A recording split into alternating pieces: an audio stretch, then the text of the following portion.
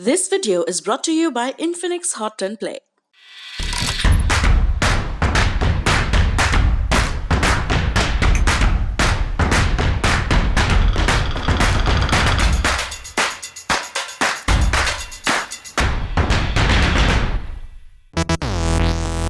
भारत में कोरोना के मामले हर दिन डरा रहे हैं। पिछले 24 घंटे के दौरान देश भर से 2,73,000 से ज्यादा नए केस आए हैं।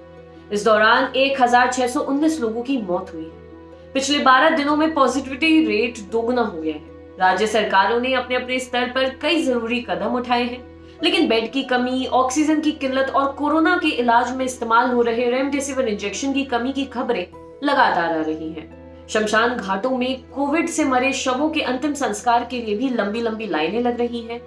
कई राज्यों पर कोरोना के मामले छिपाने के भी आरोप लग रहे हैं।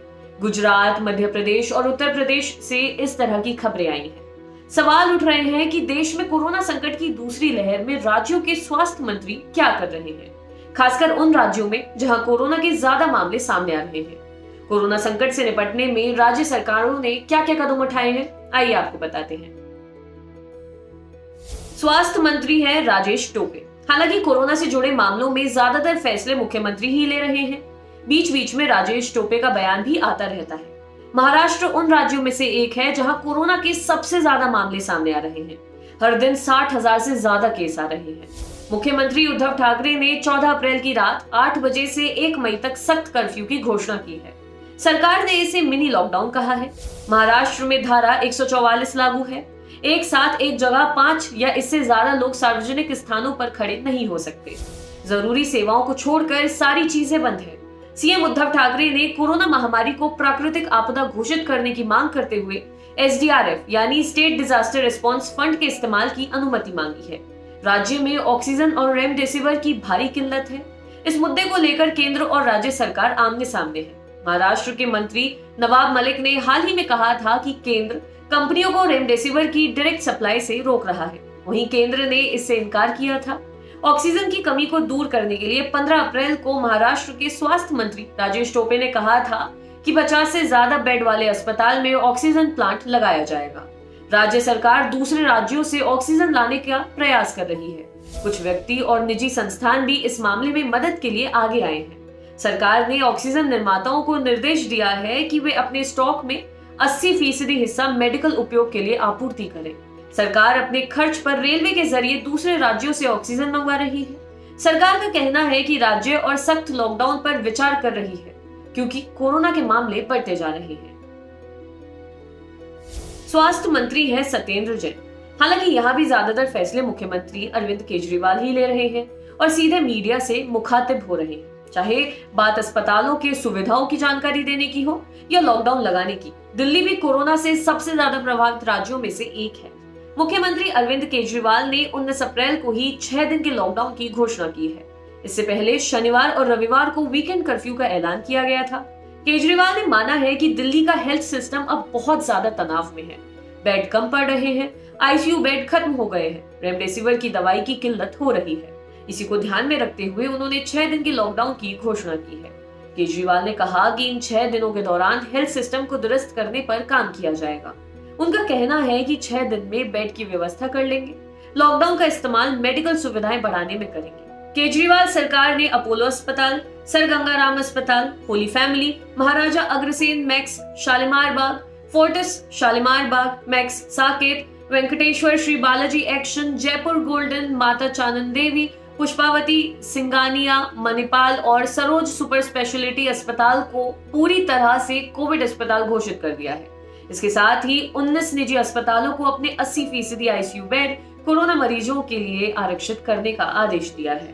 दिल्ली सरकार ने एक मॉनिटरिंग सेल बनाने का फैसला किया है जो कोरोना मरीजों की हालत पर नजर रखेगी। ये सेल कोरोना मरीजों के परिवारों की मदद के साथ साथ ऑक्सीमीटर समेत अन्य जरूरतों के बारे में जानकारी देगी। सरकार ने मेडिकल सुविधाएं बढ़ाने के लिए केंद्र से मदद मांगी है। स्वास्थ्य मंत्री हैं जयप्रताप सिंह।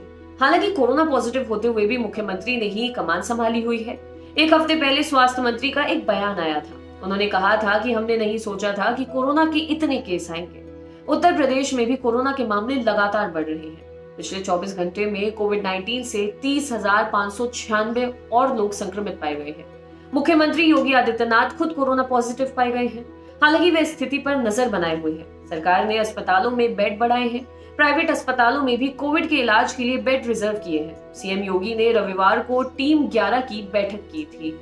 ये टीम कोविड के मामलों को देख रही है। सीएम ने इस बैठक में सभी अस्पताल में कोविड बेड बढ़ाने, ऑक्सीजन बैकअप में इजाफा करने और 10 नए ऑक्सीजन प्लांट बनाने को लेकर कई अहम फैसले लिए थे। सीएम ने अधिकारियों को निर्देश दिया था कि प्रदेश में डीआरडीओ की मदद से 10 नए ऑक्सीजन प्लांट बनाए जाएं। इसके अलावा आरटी-पीसीआर टेस्ट की संख्या बढ़ाने और कोविड प्रोटोकॉल को सख्ती से पालन कराने के लिए भी कहा था। सीएम ने ऑक्सीजन खरीदने के निर्देश दिए हैं।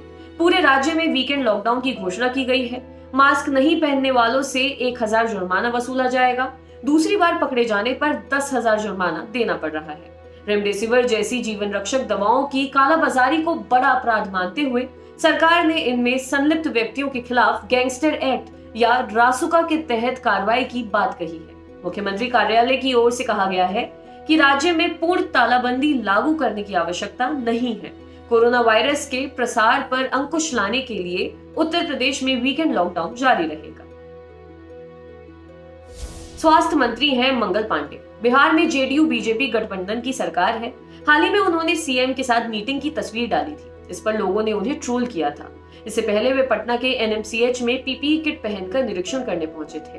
हालांकि बड़े फैसलों की जानकारी सीएम ही मीडिया को दे रहे हैं। बिहार में पिछले 24 घंटे में कोरोना के 8,690 नए मामले सामने आए हैं। कोरोना की बढ़ती रफ्तार को देखते हुए सरकार ने कई कदम उठाए हैं। सरकार ने सरकारी अस्पतालों में जहां बेड बढ़ाए हैं, वहीं प्राइवेट अस्पतालों में भी कोरोना के मरीजों के इलाज के लिए बेड रिजर्व किए हैं। सरकार ने इलाज की रकम भी तय कर ली है ताकि अस्पताल मनमानी न कर पाए। सरकार ने सभी जिलों के प्राइवेट अस्पताल के लिए इस तरह के आदेश जारी किए हैं। राजधानी पटना के एनएमसीएच अस्पताल में 500 बेड तैयार किए जा रहे हैं। इनमें 400 बेड पर ऑक्सीजन की सुविधा होगी, जबकि 100 सामान्य बिस्तर, 43 आईसीयू बेड होंगे। बिहार में कोरोना वायरस के बढ़ते संक्रमण को देखते हुए राज्य सरकार ने 15 मई तक सभी स्कूल, कॉलेज, कोचिंग और अन्य शैक्षणिक संस्थान बंद रखने का फैसला लिया है। इस दौरान कोई परीक्षा नहीं होगी। सभी cinema hall, mall, club, gym, swimming pool, park और उद्यान भी 15 मई तक बंद रहेंगे। रात 9 बजे से सुबह 5 बजे तक नाइट कर्फ्यू रहेगा। सभी दुकान, मंडी, सारे बाजार अब 6 बजे बंद हो जाएंगे। दफन और दाह संस्कार के लिए सिर्फ 25 लोगों की अनुमति होगी। श्राद्ध और शादी कार्यक्रम में सिर्फ 100 लोग तक अनुमति होगी। भीड़ भाड़ वाली मंडियों को बड़े इलाकों में ट्रांसफर किया जाएगा। स्वास्थ्य मंत्री हैं टीएस सिंहदेव।